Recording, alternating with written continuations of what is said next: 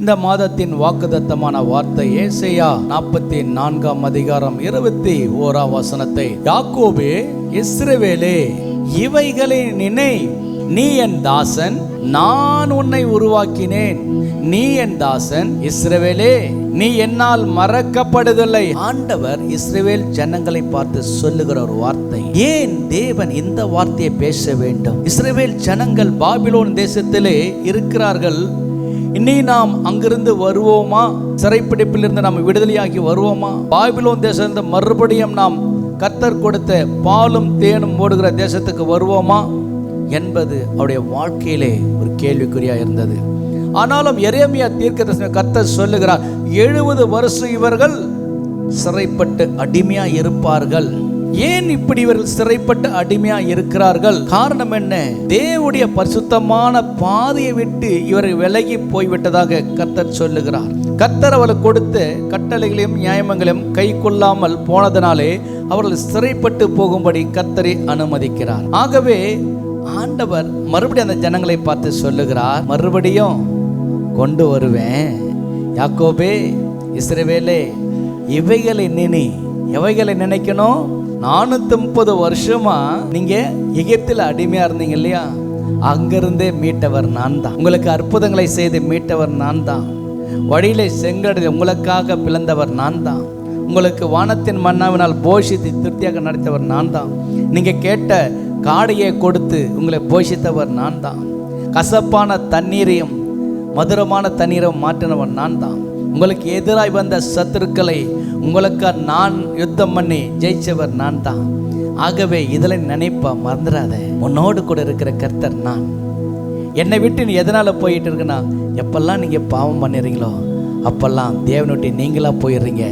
ஆனா தேவன் நம் நினைவா இருக்கிறார். மனிதர்கள் எப்படி மறந்து விடுவார்கள் என்பதை குறித்து நாம் தியானித்தோம். 40ஆம் அதிகாரத்திலையும் 41ஆம் அதிகாரத்திலையும் நம்ம வாசிக்கும் போது, அங்கே யோசேப்பு அந்த சிறைச்சாலையில் இருக்கும்போது அந்த பானபாத்திரக்காரனும் சுயம்பாகியின் தலைவனும் 2 பேரும் யோசேப்பின் வசத்திலே விடப்பட்டிருக்கிறார்கள். யோசேப்பும் சிறைச்சாலை கைதியா இருக்கிறார். அவரை விசாரிக்கும்படி யாரை? ராஜாவிடத்தில் வேலை செய்த அந்த பானபாத்திரக்காரனையும் சுயம்பாகியின் தலைவனையும் விசாரிக்கும்படி யோசேப்பிடத்துல ஒப்பு கொடுக்கிறாங்க. யோசேப்பு எங்க இருக்கிறாரு? சிறைச்சாலையில் இருக்கிறாரு. அது எந்த இடத்துல இருக்குது?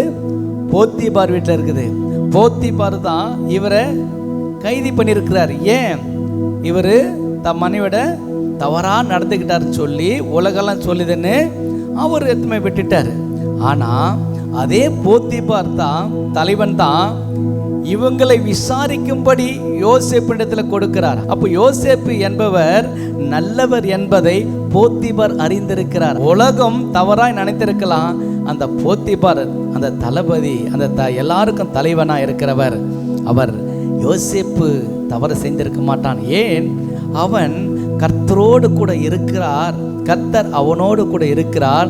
அவன் செய்வதெல்லாம் கர்த்தர் வாய்க்க செய்கிறார் என்று அவன் எஜமான் பார்க்கிறார். போத்திபாருக்கு தெரிஞ்சுதான் எல்லாத்தையுமே ஒப்பு கொடுக்கிறார். ஆகவே தான் இந்த ராஜாவிடத்தில் வந்தவர்களை யோசேப்பில் நீ இவர்களை என்ன பண்ண விசாரி என்று சொல்லுகிறார். அப்படி அவங்க 2 பேரும் கனவு கண்ட போது, பானபாத்திரக்காரன் ஒரு கனவு கண்டுகிறான். அங்கே ஒரு திராட்சை செடி வருது, அதுக்கப்புறம் பூ பூக்குது, அதுக்கப்புறம் பழங்கள் வருது. அது அந்த பாத்திரத்தில் பிழிஞ்சு என்ன பண்றாரு? ராஜாவு கையில கொடுக்கிறதாரு.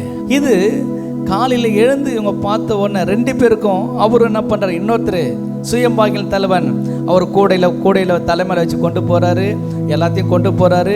ஆனா பறவைகள் வந்து என்ன பண்ணுது? எல்லாத்தையும் கொண்டு போயிடுது அப்படின்னு அது ஒரு சொப்பனத்தை அவர் சொல்றாரு. அப்போ 2 பேருடைய முகமும் காலையில எப்படி இருக்குது? கலங்கி போயிருக்கிறது. காலமே யோசேப்பு அவர்களிடத்தில் போய் அவர்களை பார்க்கும்போது கலங்கி இருக்கிறார்கள். போய் விசாரிக்கிறார், ஏன் உங்க முகம் துக்கமா இருக்கு? இங்க பாருங்க, 2 பேர் சொப்பனத்தை கண்டாங்க. 2 பேருக்கு அர்த்தம் சொல்லிட்டாரு. அதுல பான பாத்திரங்கிட்ட ஒரு வார்த்தை சொல்றாரு, இதுதான் அந்த அர்த்தம் என்று சொன்னதும் அன்றி, நீ வாழ்வடைந்திருக்கும் போது என்னை நினைத்து என் மேல் தயவு வைத்து என் காரியத்தை பார்வோனுக்கு அறிவித்து இந்த இடத்துல என்னை விடுதலையாக்க வேண்டும். இந்த இடத்துல இருந்து என்ன பண்ண? விடுதலையாக்கு. ஏன்? எபிரேயருடைய தேசத்திலிருந்து களவாய் கொண்டு வரப்பட்டேன், என்னை இந்த காவல் கிடங்கில் வைக்கும்படிக்கும் நான் இவ்விடத்தில் ஒன்றும் செய்யவில்லை என்றும் சொன்னான். உனக்கு வாழ்வு வரப்போகுது, அப்போ என்னை நினைச்சிக்க. 41:9 வாசித்திருங்க. அப்போது பானபாத்திரனுக்கு தலைவன் யோசேப்பை நோக்கி, நான் செய்த குற்றம் என்றுதான் நினைவில் வந்தது. என்ன குற்றம்? நீ வாழ்வடைக்கும் போது என்னை நினைச்சிக்குமான்னு சொன்னான். ஆனா நினைக்கல.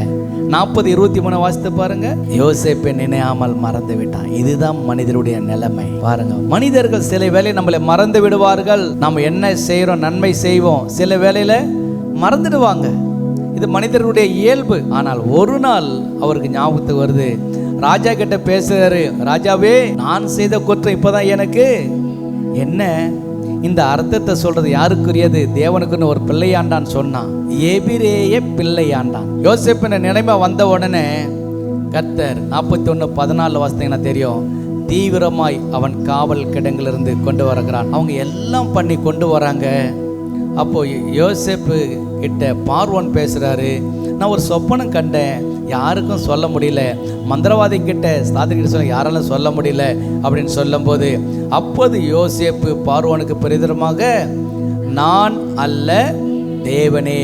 பார்வோனுக்கு மங்களமான உத்தரவு அருளி செய்ய தேவனை உயர்த்துகிற ஒரு பழக்கம் யோசேப்புக்கு இருந்தது. சிறைச்சாலையிலே உயர்த்தினான், இப்போ அரண்மனையில வந்து உயர்த்துகிறான். ஏனென்றால் சொப்பனம் தெரிவிப்பது, அவருடைய அர்த்தத்தை தெரிவிப்பது தேவனுக்குரியதல்லவா. ஆகவே தேவனுடைய பிள்ளைகள் உண்மையா இருக்கும் போது அவர்களை கர்த்தர் உயர்த்துவதை மறப்பதே இல்லை. எஸ்தரின் புஸ்தகம் 6:1-11 வசனங்களை நம்ம வாசிக்க போகிறோம்.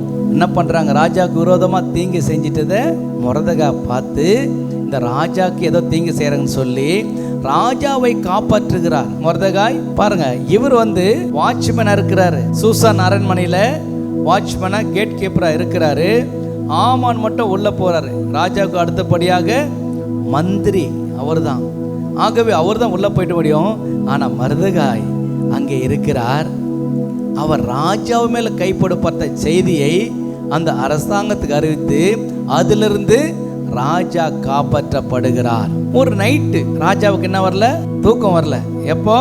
நீங்கள் செய்கிற நன்மையை கர்த்தர் கணக்கில் வைத்து கொண்டிருக்கிறார். அந்த மொர்தெகாய் செய்கிற நன்மையை இவர்கள் மறந்து விட்டார்கள், கர்த்தர் ஞாபகத்தில் வைத்திருக்கிறார். அப்படி என்றால் மொர்தெகாய் செய்யப்பட்டது ராஜாங்கத்திலே அறிவிக்கப்பட்டு, அந்த ராஜாங்கத்திலிருந்து அவருக்கு எந்த ஒரு நன்மை செய்யப்படவில்லை என்று எழுதப்பட்டு வைத்திருக்கிறார்கள். இந்த சம்பவம் எப்போ நடக்கிறதுனா, மொர்தெகாயை தூக்கில் போட வேண்டும் என்று ஆமான் திட்டம் பண்ணி வீட்டில் தூக்கு மரத்தை 50 அடி உயரத்துக்கு தூக்கு மரத்தை செய்து வைத்து விட்டு வருகிறான். எஸ்தர் 6:4. ஆமான் தான் செய்த தூக்கு மரத்தில் மொர்தெகாயை தூக்கிப்பட வேண்டும் என்று ராஜாவிடத்தில் பேசும்படி ராஜா அரண்மனை வெளிமுற்றத்திலே வந்திருந்தான். அப்போது ராஜா முற்றத்தில் நிற்கிறது. இந்த மொர்தெகாயை தூக்கில் போட வேண்டும் என்று தூக்கு மரத்தை செய்து அந்த இரவில் முடித்து விட்டு ராஜாவுக்கிட்ட இதை எப்படி பண்ணலாம், எப்படி தூக்கி போடலாம்னு சொல்றதுக்காக வரான். இது மொர்தெகாய்க்கு தெரியாது. இவனுக்கு பின்னாடி ஒரு சதி நடந்து கொண்டு இருக்கிறது தெரியாது. அந்த இரவுல தான் கர்த்தர் ராஜாவுடைய தூக்கத்தை நிறுத்திட்டார். ராஜாவுடைய தூக்கம் நிறுத்தினா என்ன நடக்கணும்னா, ராஜாவுக்கு மகிழ்ச்சியை கொண்டு வருவாங்க, டான்ஸ் கொண்டு வருவாங்க. எல்லாம் ஒரு குடிக்கணும், டான்ஸ் ஆடணும், இதான் விருந்து கொடுக்கணும். ஆனா இந்த ராஜா இந்த நேரத்தில் பேசும்போது புக் எடுத்துட்டார். சொன்னார், நீங்க வந்து புக் எடுத்துட்டு வாப்பா, ஏதோ ஒன்று படின்னு. ஏதோ ஒன்று படிக்கிறதுன்னா மொர்தெகாய் கொடுத்து படிக்கிறது. திடீர்னு எல்லாம் நடக்கலங்க, கர்த்தர் திட்டம் பண்ணியிருக்கிறார். மொர்தெகாய்க்கு தூக்கு ரெடி ஆயிடுச்சுன்னு மொர்தெகாய்க்கு தெரியாது, ஆனா கர்த்தருக்கு தெரியும். அவன் உண்மை இல்லவன், என்னை நம்பி இருக்கிறவன், என்னை விசுவாசிக்கிறவன், எனக்காக உண்மை உத்தமமாய் இருக்கிறவன், அந்நிய பலிகளோட கலவாதவன், அந்நிய ஜாதிகளோட கலவாதவன், தேவனுக்கு விரோதமான பாவங்களை செய்யாதவன், நியாயப்பிரமாணத்தை கை கொண்டவன், கர்த்தர் என்ன சொன்னாரோ அதன்படி தன் ஜனங்களை வழி நடத்துகிறவன், ஒரு பரிசுத்தமான வாழ்க்கை வாழ்ந்தவன், உத்தமமான வாழ்க்கை வாழ்ந்தவன், கர்த்தர் அவனை நினைக்கிறார். அந்த புத்தகத்தை வாசிக்கும் போது அவன் இந்த மாதிரி 2 பேர் ராஜா மேல் கைப்பட்ட செய்தி மொர்தெகாய் பண்ணாரு. ராஜா கேட்கிறாரு, இது கைமாறு செய்யப்பட்டதா, கனம் செய்யப்பட்டதா? அவருக்கு கனம் செய்தார்களா கேட்கிறாரு. இல்ல கனமும் மேன்மை செய்தா அவனுக்கு ஒன்றும் செய்யப்படவில்லை. இது நடந்துட்டே இருக்குது. ராஜா பேசிட்டே இருக்கிற. இப்ப யார் வர உள்ளர? ஆமான் வந்துட்டான். மறுநாள் நடக்குது. நடந்த உடனே இது மொர்தெகாய்க்கு தெரியுது. மொர்தெகாய் வெளியே தான் இருக்கிறாரு. இப்ப ஆமான் கிட்ட ராஜா பேச ஆரம்பிக்கிறார். ராஜாவின் ஊழியக்காரர் அவனை நோக்கி, இதோ ஆமான் முற்றில நிற்கிறான் என்றார்கள். ராஜா அவன் உள்ளே வரட்டும். முற்றத்தில் நிற்கிறாங்கன்னா அந்த முற்றத்தில் அதிமதி பெற்று தான். அந்த முற்றத்துலனா ராஜாவுக்கு அடுத்தபடி நிற்கிற இடம். ஆகவே ராஜா அதை பார்க்குற, யார் அங்கே நிற்கிறது? ஆமான். சரி, வர சொல்லுங்க அவனை. ஆமான் உள்ளே வந்த போது ராஜா அவனை நோக்கி, ராஜா கனம் பண்ண விரும்புகிற மனுஷனுக்கு என்ன செய்யப்பட வேண்டும் என்று கேட்டான். அதற்கு ஆமான், என்னை என்று யாரை ராஜா கனம் பண்ண விரும்பார் என்று தன் மனதிலே நினைத்து ராஜா கூப்பிடுறாரு. ஆமான் வந்துட்டான். இப்போ எதுக்கு வந்துக்கிறான்னு ராஜா கேட்கணும். ஆனால் ராஜா என்ன பண்ணல? கேட்கலங்க. அதுதான் முக்கியம். கர்த்தர் செய்யறதெல்லாம் வித்தியாசமா இருக்கும். அதற்கு ஆமா, ராஜா என்ன தவிர யாரை கனம் பண்ண போறாரு? ஏன் ராஜாவுக்கு யாரு? நான் அடுத்தபடி நான் தான். நான் சொல்றதான் ராஜா இது வரைக்கும் செஞ்சுக்கிறாரு. இனிமேல் அவர் தான் செய்ய போறார். அப்போ என்ன தவிர யாரு கனம் பண்ண சொல்லிட்டு, ஆனா இவன் சொல்லி தரான் பாருங்க எப்படி அழகா எப்படி உயர்த்தணுன்னு. ராஜாவை நோக்கி, ராஜா கனம் பண்ணுகிற விரும்புகிற மனுஷனுக்கு செய்ய வேண்டியது என்னவென்றால், ராஜா உடுத்திக் கொள்கிற ராஜ வஸ்திரமும் ராஜா ஏறுகிற குதிரையும் அவர் சிரசில தரிக்கப்பட ராஜ முடியும் கொண்டு வரப்பட வேண்டும். அந்த வஸ்திரமும் குதிரையையும் அவனை குதிரையின் மேல் ஏற்றி நகர வீதியில் உலாவும்படி செய்து, ராஜா கனம் பண்ண விரும்புகிற மனுஷனுக்கு இப்படியே செய்யப்படும் என்று அவனுக்கு முன்பாக கூறப்பட வேண்டும். அவருக்கு முன்பாக கூறப்படணுமா? எல்லாம் இவனை நினைச்சே பேசிட்டு இருக்கிறான். இப்போ ஒரே வார்த்தை பேசினாரு. இப்ப ராஜா அவனை ஒரு வார்த்தை பேச போறாரு. அப்போது ராஜா ஆமானை நோக்கி, சீக்கிரமாய் நீ சொன்னபடி வஸ்திரத்தையும் குதிரையையும் கொண்டு போய் ராஜா அரண்மனையின் வாசலில் உட்கார்ந்திருக்கிற யூதனாகிய மொர்தெகாய்க்கு அந்த பிரகாரமே செய். நீ சொன்ன எல்லாவற்றிலும் ஒன்றும் தவறி பார். அப்படியே ஆமான் வஸ்திரத்தையும் குதிரையையும் கொண்டு போய் மொர்தெகாயை அலங்கரித்து அவனை குதிரையின் மேல் ஏற்றி நகர வீதியில் உலாம்படி செய்து, ராஜா கனம் பண்ண விரும்புகிற மனுஷனுக்கு இப்படியே செய்யப்படும் என்று அவனுக்கு முன்பாக. மொர்தெகாய் செய்த நன்மையை அந்த அரசாங்கம், அப்ப இருந்த அரசாங்கம், ராஜா மந்திரிமார்கள் எல்லாம் மறந்து விட்டாலும் கர்த்தர் இன்னொரு ராஜாவை எழுப்பி அதை நினைவில் கொண்டு வருகிறார். ஆமானுக்கு மொர்தெகாய் மறிக்கணும், தூக்கு மரத்தில் மறிக்கணும். ஆனா கர்த்தருக்கு அந்த மகனை எந்த சத்துரு அவனை சோதித்தானோ அவனுக்கு அவன் கையாலேயே கர்த்தர் அவனை உயர்த்துகிறான். இதுதான் நம்முடைய தெய்வம். 1 சாமுவேல் புஸ்தகம் 2:8 வாசிப்போம். அவர் சிறியவனை புழுதிலிருந்து எடுத்து பாருங்க, எளியவனை குப்பையிலிருந்து உயர்த்துகிறார்.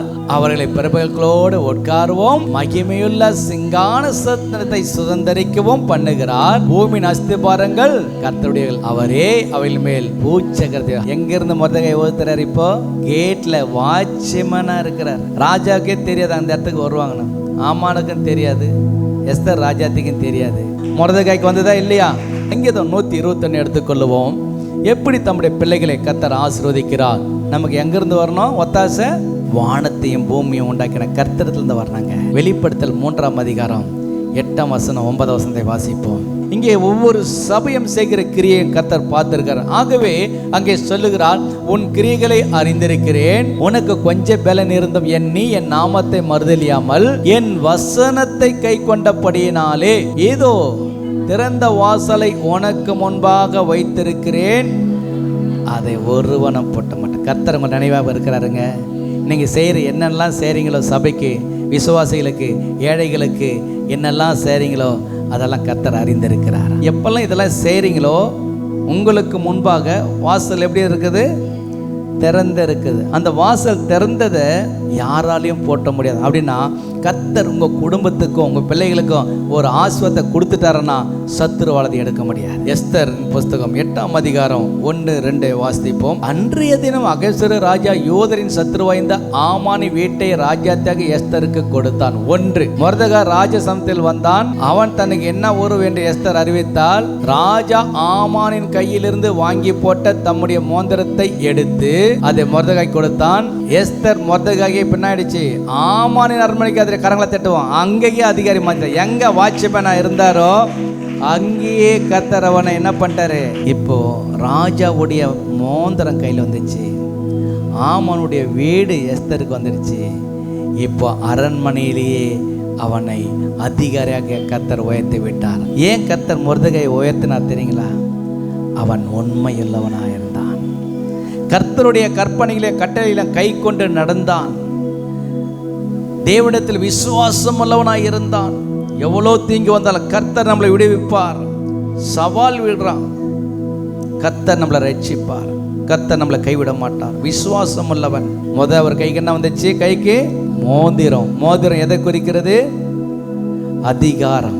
அவருடைய ஜபத்தின் மூலமாய், எஸ்தருடைய ஜபத்தின் மூலமாய் கேட் கீப்பராக இருந்த அந்த மொர்தெகாய், நான் அவளைத்தான் கேட்டில் தான் இருக்க போகிறேன். இல்லை, நீங்கள் உண்மையாக இருந்தீங்கன்னா, தேவனுடைய வார்த்தை கீழ்ப்படிந்து நடந்தீங்கன்னா, சத்தியத்தை கை கொண்டு நடந்தீங்கன்னா, அந்த வார்த்தைக்கு அப்படியே கீழ்ப்படிந்து நடந்தீங்கன்னா, கர்த்தர் உங்களை உயர்த்துவதை நிச்சயம். முதல்ல மொர்தெகாய்க்கு என்ன கொடுக்கப்பட்டது? மோதிரம். ரெண்டாவது, ராஜாவின் அரண்மனையில் ஆமானின் அரண்மனைக்கு எல்லாம் அதிகாரி. மூன்றாவது, ராஜ வஸ்திரம், பொன்முடி. ஐந்தாவது, அவர் ஊர்வலம். ஆறாவது, அவர் மூலமாய் சூசான் அரண்மனை அந்த யூதர்களுக்குள்ளாக மகிழ்ச்சியும் சந்தோஷமும் வந்தது. இப்போ மொர்தெகாய் எப்படியா இருக்கிறாரா?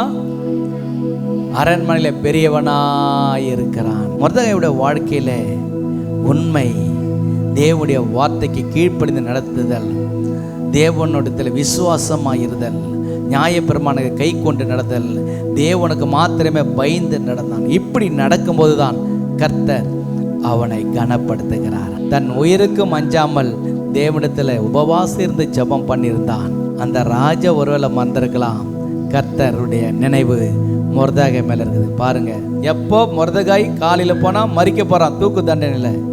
ஆனால் அன்னைக்கு தான் கர்த்தர் அவனோடு ராஜா கூட பேசி அவனை கனப்படுத்துகிறார்.